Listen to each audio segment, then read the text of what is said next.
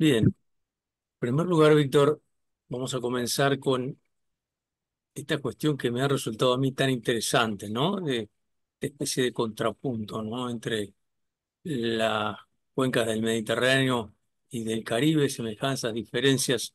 Te has dedicado un poco a ese tema, ¿verdad? Sí, bueno, la verdad, Gustavo, es que estoy empezando a pisar en estos terrenos de comparación entre Caribe y Mediterráneo. Eh, Te explico un poco de mi trayectoria para que entiendas todo lo que estoy intentando hacer ahora. ¿Cómo no? Y, y eso pasa justo porque, bueno, trabajando en la antropología, específicamente un rasgo específico de la antropología brasileña, donde hay un grupo de investigadores e investigadoras que trabajan con Caribe. Nosotros estamos en contacto con este profesor que se llama Stefan Palmier, es un alemán radicado en Estados Unidos que ha investigado por muchos años Cuba y este mismo señor se ha interesado por hacer esta comparación entre el Mediterráneo y el Caribe desde el punto de vista de la discusión o de los trabajos de Fernando Ortiz, que es, claro, el gran pensador cubano, que imagino que muchas personas ya conozcan. Y es muy interesante que eso se haga desde el punto de vista de la antropología, porque, o de una antropología que se ha desarrollado en el Caribe desde lecturas norteamericanas, de una antropología específicamente norteamericana, sobre todo desde la lectura de Sidney Mintz, sobre todo porque es un tipo de antropología que ha dialogado mucho con la historia y ha dialogado mucho con la perspectiva sociohistórica de las relaciones en el Caribe. Y ahí llegamos justo en el punto que el Mediterráneo y el Caribe, más allá de lo que ha imaginado, por ejemplo, el gran geógrafo Alexander von Humboldt, con respecto al Caribe como un Mediterráneo de las Américas. Justo la posición estratégica tanto del Mediterráneo como la posición del Caribe en la economía global, en lo que hoy se llama globalización o ya no es más globalización, ya es un capitalismo globalizado, ¿verdad? Hay algo de una centralidad del Caribe y también del Mediterráneo en esas relaciones que son no solo transnacionales, transculturales, pero están en los dos casos mediadas por las aguas, por estos mares que han aproximado distintas poblaciones, distintas culturas. Y entonces, lo que a mí me parece interesante, por ejemplo, desde mi investigación sobre la ciudad de Santo Domingo y los efectos específicamente, es mi trabajo más reciente, sí, que estoy haciendo ahora mismo en mi postdoctorado en la Universidad de São Paulo, trata justo de los efectos espaciales de la revolución de 1965 en la República Dominicana. Y, y al final llego así, no solo a estos temas recientes, sí, de las transformaciones urbanas de Santo Domingo, cómo esto estuvo involucrado como te digo, con la transformación del capitalismo mismo en la República Dominicana, pero también hay una configuración muy propia de la zona colonial de Santo Domingo. No sé si has estado ahí, Sí. pero sí, vas a ver que ahí en esta forma, esta configuración estética y ética que se configuró desde de los principios de la colonización española en Santo Domingo. Sí, eso está involucrado con proyectos arquitectónicos y urbanísticos que ya el Imperio Español ya tenía y está involucrado también con percepciones filosóficas y históricas que están presentes en el periodo anterior a la conquista, ¿verdad? Entonces, si vuelves, por ejemplo, al trabajo de Richard Morse, vas a encontrar algunos excerptos interesantes sobre la importancia de un pensamiento religioso en la concepción de las ciudades también.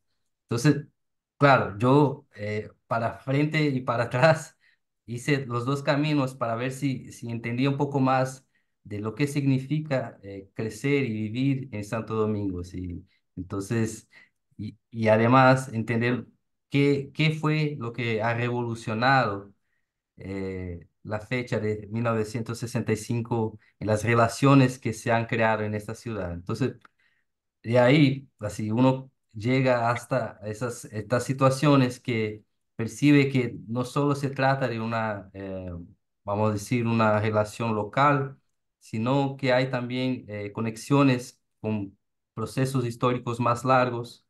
Y eso es un poco lo que ha inspirado, por ejemplo, el trabajo de Stefan Palmier y su recuperación del gran pensador cubano, Fernando Ortiz, justo porque para la historia de la antropología mundial o de los grandes ejes antropológicos mundiales, parece que el hecho de que Ortiz ha sido cubano y no ha estado en los grandes centros, eso lo deja un poco afastado de las grandes discusiones. Y lo que hace Palmier es justo decir, no, pero vamos a ver lo que dice este señor con respecto al contrapunteo cubano del tabaco y del azúcar, con respecto a esta noción de transculturación y a su manera, Palmier va a decir y va a enseñarnos que muchos otros investigadores importantes para lo que es la antropología hoy, por ejemplo,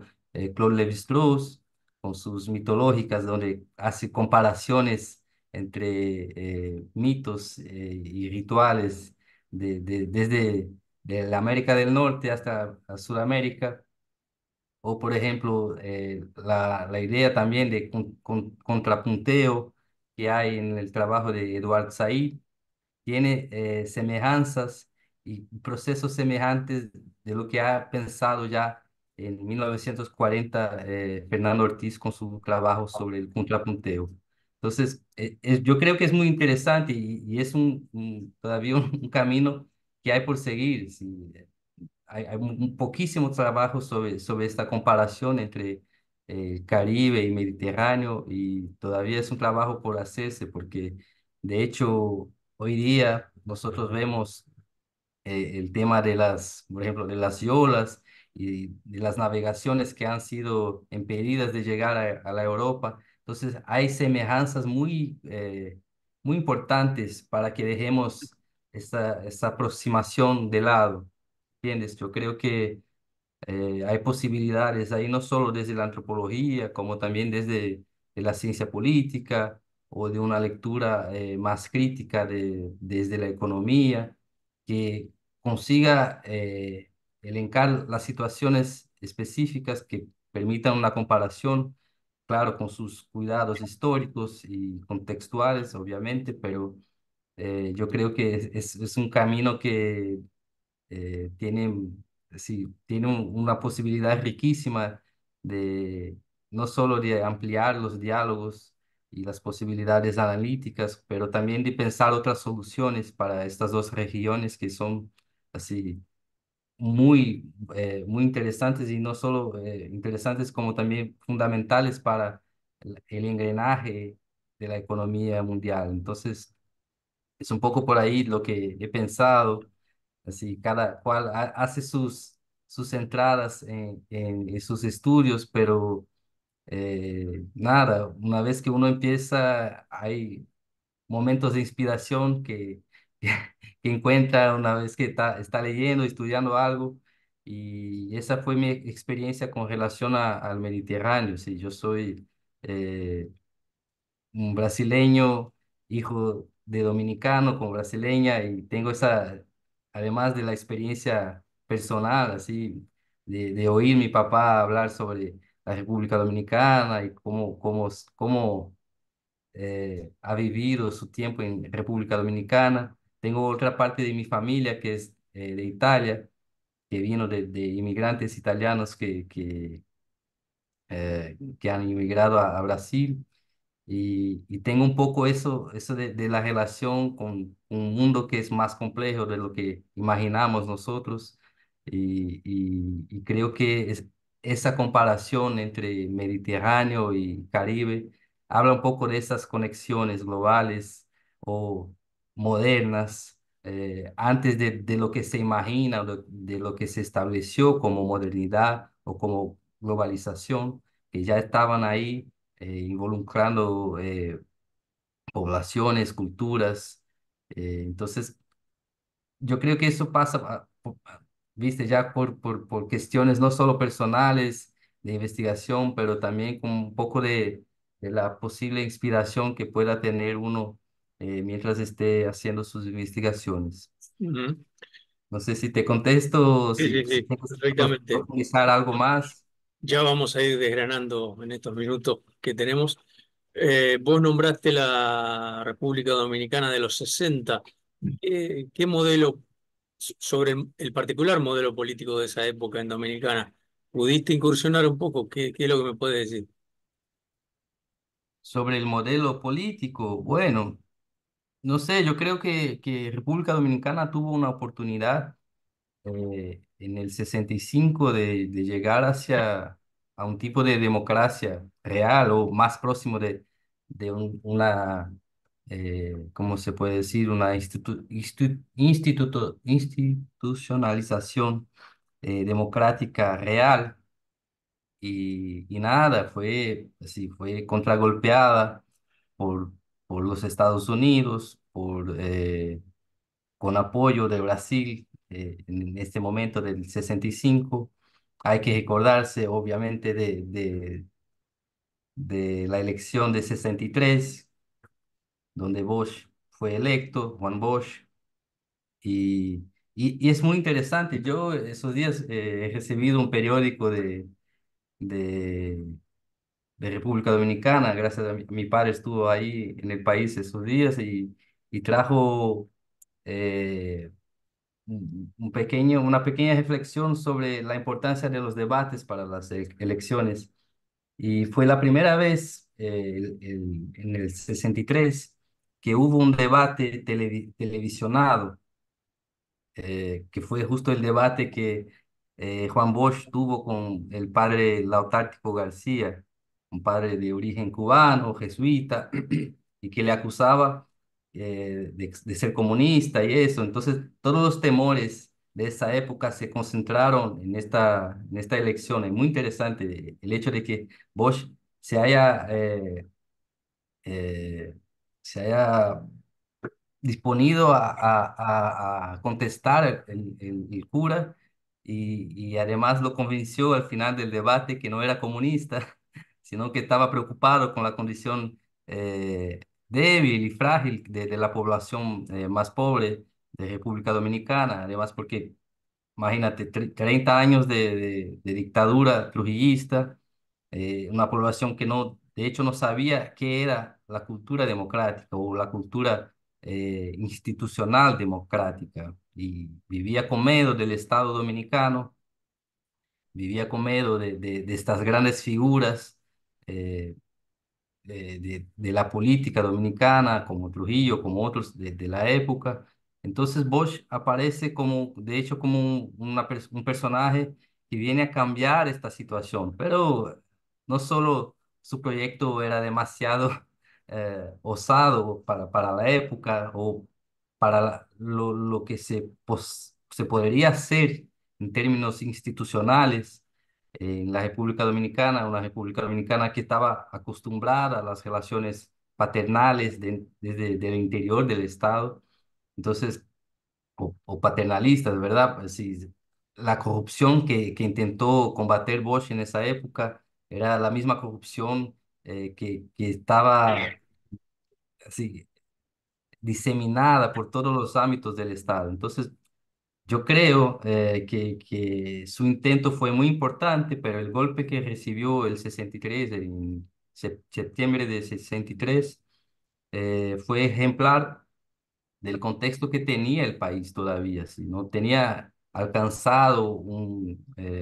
¿cómo te puedo decir? Un mínimo de funcionamiento democrático e institucional que es importante al final para que así se logre mantener las relaciones o abrir la posibilidad de oposición política. Mm, ¿Verdad? Yo creo que, por ejemplo, la elección reciente de Abinader, aunque no sea un cambio político ideológico, del espectro ideológico importante, se puede decir que es una victoria de la democracia dominicana justo porque es un opositor que llega al cargo más importante del país, ¿verdad? Entonces, en comparación, si podemos hacer una comparación de los años 60 que vienen después de la revolución, viene Joaquín Balaguer con su dictadura que dura 12 años. Y es importante que digamos que es una dictadura, que no ha sido un régimen democrático. Los primeros 12 años de Balaguer han sido un periodo autoritario con muchísimas persecuciones, ¿verdad? Sobre todo a los excombatientes de la revolución, sobre todo a esos excombatientes que eran más pobres, que eran de la clase obrera y sobre todo aquellos que eran afrodominicanos o negros, como quiera decirlo, pero a Balaguer no le costó mucho volver al modelo que tenían los dominicanos con Trujillo. Entonces, lo que es interesante es que el mismo Balaguer va poco a poco cediendo a las presiones de la sociedad civil y una vez que se sale, la propia economía dominicana ya estaba encaminada para los parámetros y ejes que tiene hoy. Así, la explotación de oro, la explotación del turismo como su principal actividad económica y nada, las relaciones paternalistas se mantuvieron. Entonces, es muy interesante y al mismo tiempo preocupante cómo ha sido el pasaje desde de un periodo autoritario de esos 12 años hasta el 78, y mientras ha pasado todos los años 80 también, eh, por periodos muy inestables, la democracia y la economía dominicana, uno ve que al final de cuentas, lo que se sucedió en los años 2000 con el PLD, nada más fue que una nueva versión del balaguerismo, y yo sé que puedo incomodar a mucha gente diciendo eso, pero al final fue lo que hizo el PLD desde la muerte de Bosch. Se perdió mucho de la esencia que tenía, muy interesante, de formación de cuadros y de producción de intelectuales orgánicos. Y al final se nota que se utilizaron de la misma fórmula que ha creado Balaguer para mantener el poder mm, o mantenerse en el poder. Entonces, es muy interesante cómo son, la historia dominicana también tiene sus repeticiones, ¿verdad? Como diría Carlos Marx, pero al final yo creo que hoy día se puede decir que hay un camino auspicioso, hay un camino interesante a ver lo que va a suceder, aunque uno tenga críticas al gobierno de Abinader y que pueda tener críticas a sus políticas gubernamentales, y eso es justo, pero el punto es, la posibilidad de cambio es importante, es saludable para una democracia, ¿verdad? mm, Entonces, aunque, aunque que uno plantee muchas críticas y en comparación, por ejemplo, con la política de los años 60, que tenía potenciales grupos o grupos potenciales que estaban organizándose desde un espectro ideológico de la izquierda estos grupos han perdido mucha fuerza en estos años, desde los años 60. Entonces, es triste por la calidad de la democracia, pero por otro lado, se puede decir que de hecho institucionalmente ha mejorado algo, si algo ha mejorado desde ese entonces, ¿verdad? Bien, volvamos al comentario inicial. Eh, Hoy la cuenca del Mediterráneo es eh, o está sufriendo como mayor problema la migración. ¿Cómo ves el correlato al Caribe en materia migratoria? Bueno, yo creo que, así, primero no soy un especialista en el Mediterráneo, pero las imágenes hablan mucho por ellos propios, ¿verdad? Si uno ve estas imágenes de la gente de África o de Marruecos, qué sé yo, que está intentando llegar hacia Europa eh, por, por la Grecia o por otros países, eh, es triste la semejanza que se encuentra con las yolas que tenemos desde Cuba o desde República Dominicana para llegar a Miami o Florida o para llegar a Puerto Rico, que sea, ¿verdad? Entonces, yo creo que en términos, yo no tengo, por ejemplo, los números de las inmigraciones y las tentativas de inmigraciones y eso, pero yo creo que es significante que en ambos los casos tengamos el mar como un mediador de esas relaciones desiguales, ¿verdad? Por el mar llegó o llegaron o han sido hechas las trocas o los intercambios comerciales y económicos que generaron la situación donde están estos países del sur, vamos a decir. Y por el mismo mar, por ese mismo mar o por las embarcaciones, vamos a decir así, intentan llegar las personas hacia el norte, sea el norte de Europa o Estados Unidos, ¿verdad? Eso me recuerda mucho de la noción que ha creado Amarela Varela con respecto al capitalismo caníbal.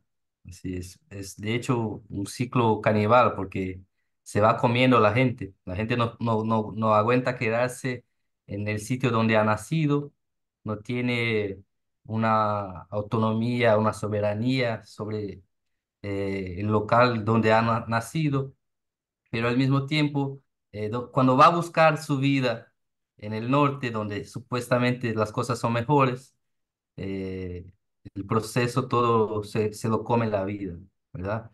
Entonces, así, yo no tendría mucho más aparatos Ujú. o datos para hablarle, pero yo creo que es importante mirar las imágenes y estar atento un poco al funcionamiento, al engranaje que está por detrás de todo eso, porque de hecho parece un ciclo que es interminable. Ujú. Es muy triste, pero esa es la verdad. En esta antropología vista desde el sur, si me permitís eh, Claro. la denominación, el tema de una ecología decolonial tiene su vigencia, ¿no? Sobre todo en aquí hemos tenido en la región eh, eh, casos muy emblemáticos como el de Guadalupe y Martinica, por ejemplo, sobre contaminación ambiental. Eh, ¿Cómo podemos, como intelectuales, posicionar a la sociedad civil? De hecho, la sociedad civil no es que nos está esperando a nosotros, se está posicionando y está luchando, pero digo, ¿cómo podemos compartir, digamos, esa lucha, ¿no? En esta región? Bueno, Gustavo, yo primero sería importante hablarnos un poco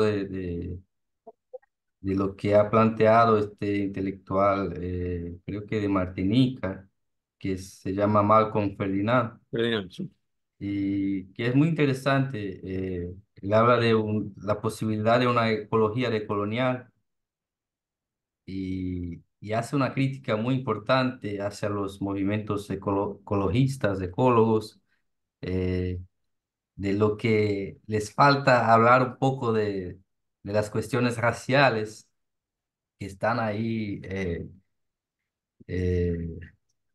que se pone en términos de los efectos de hecho de la explotación ambiental, ¿verdad? El hecho del racismo ambiental también es un punto importante. Yo pienso, hablaste del caso de Guadalupe y Martinica con relación a, ha sido un caso muy importante de la clordecona, ¿verdad? Yo creo que la sustancia es esa, sí. Flor de Y Cona, sí. sí, clordecona.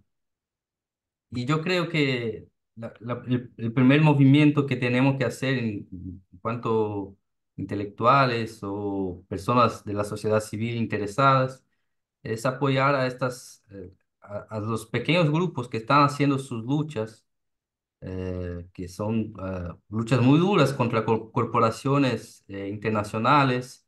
En la República Dominicana mismo hay esa discusión, no sé a qué punto está ahora, pero eh, el año pasado, retrasado, estaban discutiendo la creación de una nueva presa de cola por la Berry Good, que es esa organización de Canadá, que tiene participaciones estadounidenses también. Entonces, y ya, y por eso he hablado, por ejemplo, del punto histórico de esta cuestión, que está primero cuando empieza esa explotación moderna, ¿verdad? Del oro en República Dominicana, que ha sido empezada en los años Balaguer, y todo eso está relacionado, es muy interesante porque la lucha es la misma, es una lucha por soberanía, es una lucha por dignidad para esas poblaciones, Diversidad y cultural. exacto, y el mismo caso de la presa de cola en no, Santo Domingo, perdón, yo no me acuerdo ahora el sitio, pero la presa de cola eh, es una región donde se produce cacao y los pequeños productores de cacao están luchando contra la producción o la generación de esta nueva presa de cola, porque de hecho, sí, solo contamina el suelo, son los desechos de mercurio y qué sé yo, que van a dejar la tierra así podrida por dentro, ¿verdad? Entonces, la posición, y eso es muy interesante porque cuando vino Ferdinand a Brasil, eh, fue contestado por un líder, un liderazgo cimarrón que tenemos acá, que se llama Antonio Bispo dos Santos, que infelizmente ha fallecido hace pocos años. Sí, yo creo que el año pasado, no me acuerdo ahora. Pero se llama Nego Bispo, como dicen los amigos, y es un liderazgo cimarrón de acá de Brasil, y que le ha dicho a Ferdinand, bueno, yo no tengo que hacer este movimiento de colonial porque nunca he sido colonizado. Yo siempre estuve en el front contracolonial, ¿verdad? Y eso me parece interesante, así, la dificultad analítica que genera este posicionamiento eh, de los movimientos o de movimientos de la sociedad, como diría Aníbal Quijano, que no está hablando con nosotros o como con intelectuales que vienen, que sean blancos, por ejemplo, de clase media, que tengan una experiencia próxima con la Europa, por ejemplo. No se trata de eso, sino se trata de también reconocer que hay otros tipos de relación con la herencia de la colonización y además estas experiencias pueden proveernos con soluciones o con indicaciones de dónde ir, ¿verdad? Entonces, además de apoyar a las poblaciones o las pequeñas luchas, que son casi invisibles para la gran media, también estar atentos a estos movimientos que, además de ser contracoloniales, pueden indicarnos cuáles son los caminos o cuáles son las otras posibilidades de acción política o de reflexión que podemos hacer, porque de hecho hay casi que una saturación en la academia, ¿verdad? Como que si empezamos a jugar entre las mismas discusiones o retomar problemas antiguos y al final nos solucionamos puntos pragmáticos, ¿verdad? Cómo estas poblaciones pueden hablar sobre sus propios territorios o cómo se plantean sus proyectos de futuro mientras sobreviven en las frestas de la colonización o las frestas de la colonialidad, como dice Quijano. Entonces, eso es interesante porque de hecho nos pone siempre a estar en movimiento. Sí, no solo hablar con los libros, pero hablar con la gente también y escucharlos, ¿verdad? Y tomar sus categorías y sus maneras de ver la vida y su manera de hacer política como categorías de pensamiento, categorías importantes para, ¿cómo te puedo decir?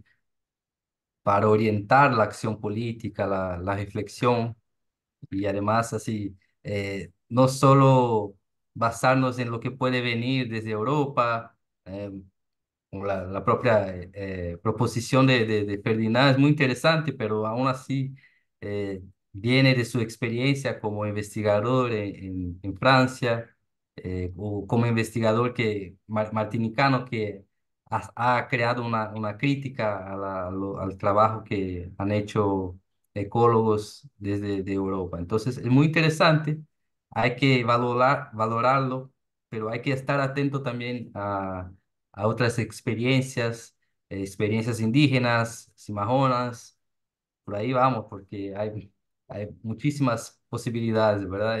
Y el punto es estar atento y escuchar a la población. Muy bien. Gracias, Víctor. Imagínate, gracias a usted y gracias por la invitación.